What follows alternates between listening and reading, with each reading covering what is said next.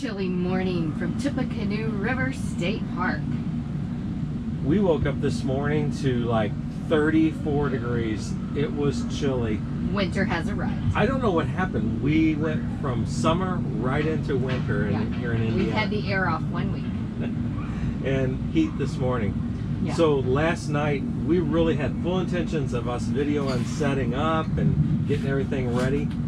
It was a torrential downpour while we were setting up this camp last night. So yes, it was.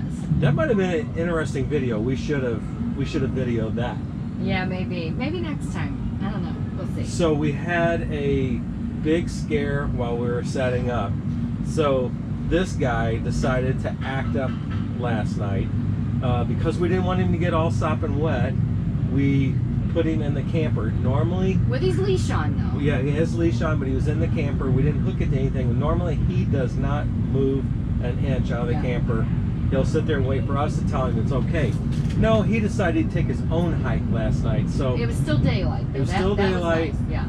For the first time ever, we lost Herky. Oh. We're really thankful for some kids across the street here that helped us out. So there's a big family reunion across the camp from us, and so all the kids over there pitched in and went looking for this guy who decided to take a hike on his own. So, apparently he chased a squirrel into the woods. So from now on, we got to keep a closer eye on him. Yes. What a scare that was. Yeah. So today we're going to look around Tippecanoe River State Park. It's our first time here. First time here. We've already had our breakfast. So let's go see what this thing's about. Now we're at the Visitor Center, and if you notice, these buildings were built by the WPA, kind of like the other, we like the CCCs, but this is during the same time period, but just different things, right? Okay, anyway. So, and behind the Visitor Center is the river. So we're gonna go take a look.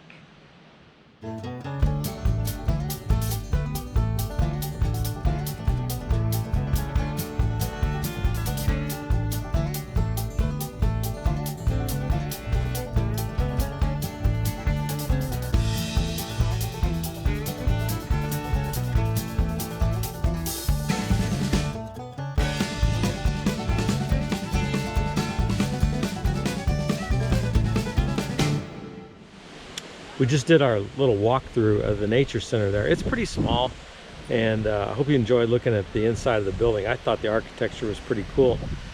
We did some talking to the the lady there in the interpretive center, and we've gained some more information on the park. And that, like Nancy said in the last segment, this is a WPA project, but the area was used as an encampment for WPA workers. In 1946, the federal government turned this over to the state of Indiana, but prior to that, the WPA had some buildings around here, some compounds where they were actually doing WPA art and WPA crafts and things like that that went into some of the buildings. So it's pretty cool. Some of the abandoned buildings we have found that they say they don't allow you to go back there, but they're full of bats. So they're not able to tear the buildings down because the bats are using them for habitat. So I find that pretty interesting. We're gonna take a walk now and go down by the river and see what that has to offer. So we found this walkout over the Tippecanoe River. It was built in memory of a man's father, Floyd Barnhouse, and it's pretty cool. So we're gonna let you see what it looks like out here.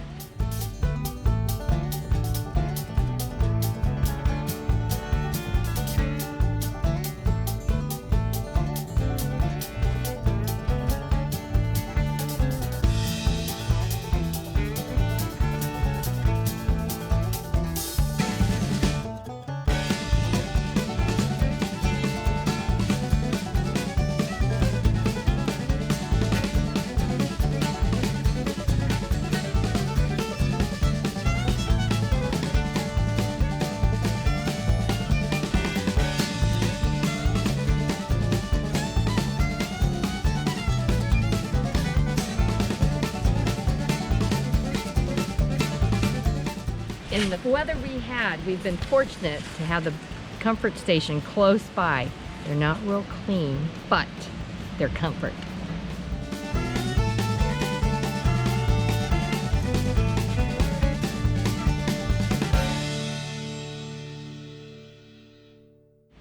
we're taking a little bit of a walkabout just to see what the park looks like, and you can take a look. There's lots of family reunions going on here this weekend, so it's a little noisy, but yet it is a lot of fun.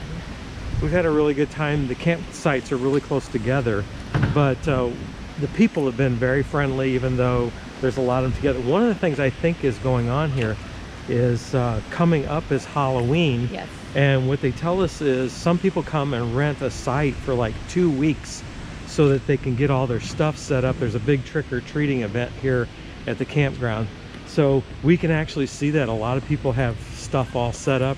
Or they have all their stuff here getting ready to set up for Halloween. So we're thinking we may come back and do a little filming of that. That would be fun sometime. Yeah, that'd be fun. So anyway, let me take you for a look around.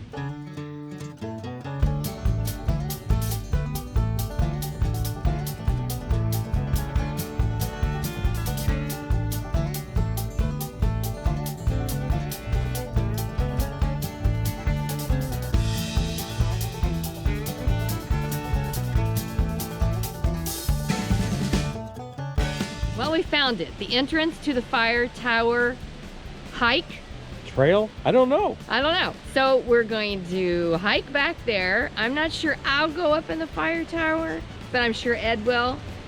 But you'll find out soon. They tell us it's still a fully maintained fire tower, although they don't look for fires in it, but they maintain it. They inspect it every month. We've looked and seen. I'm not quite sure how long the hike is, but we're going to go back there and find out. Let's go.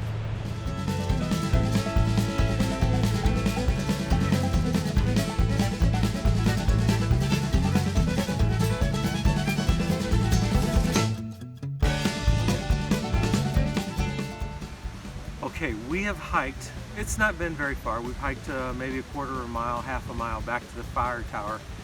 We got back here and I had an SD card failure in my camera. Boy, that is so disappointing. So what I'm going to do is I'm going to switch over to the cell phone and we are going to finish up the fire tower hike on the cell phone. You'll notice the difference in the quality. My apologies. Hey, if you look down here, this soil around here is really sandy. And one of the things is that I found out is that is what preserved this area, because most of this land was cleared for farmland back in the 1800s, and this was no good for farming, so thus it preserved the area. Really cool. Right next to me is a U.S. Geological Survey marker. We think it's pretty cool, so we're just kind of take a look at it. So what I'm gonna do right now is I'm gonna grab my cell phone and we're gonna climb up that fire tower.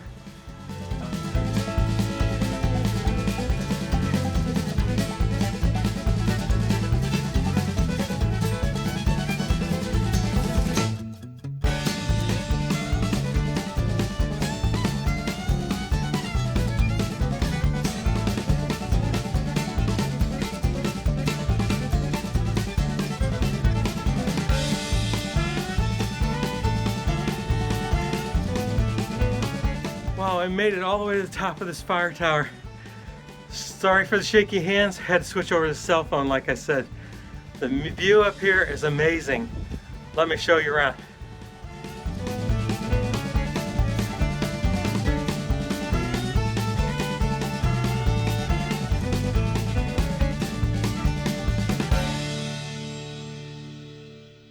When you're driving down the road in this area, the whole area seems really flat, but as you're up here on the fire tower and you're looking around, you can see that we're actually in an area that's got a lot of rolling hills in it.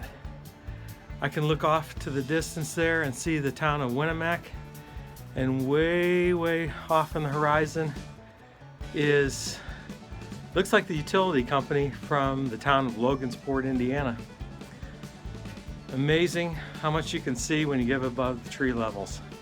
It's a little chilly, but I'm having a good time. We've made our way from the campground over to Tippecanoe Hall, I think is what they call it. So right now this building is used as kind of like for weddings and things like that. And it's beautiful inside. We are peeking through the windows.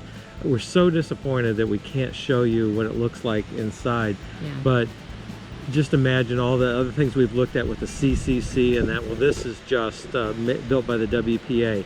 Yeah. So I haven't been able to access a computer where I can check the facts out correctly, but the lady down at the Nature Center told me that this was used as kind of like a hall where the WPA people did crafts and paintings and things like that. I haven't, like I said, I haven't been able to substantiate that, but boy, the architecture is just really cool. You know that we love looking And at the stonework. Yeah, we love it's looking at just the gorgeous. CCC stuff. This is similar in that this is the WPA. So I'm gonna try to take a peek inside there with a camera so you can take a look at it. Let's see what we got.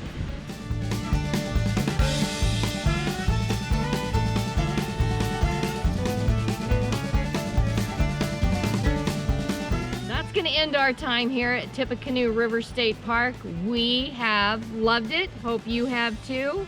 And now you know what time it is. It's time to walk the dog.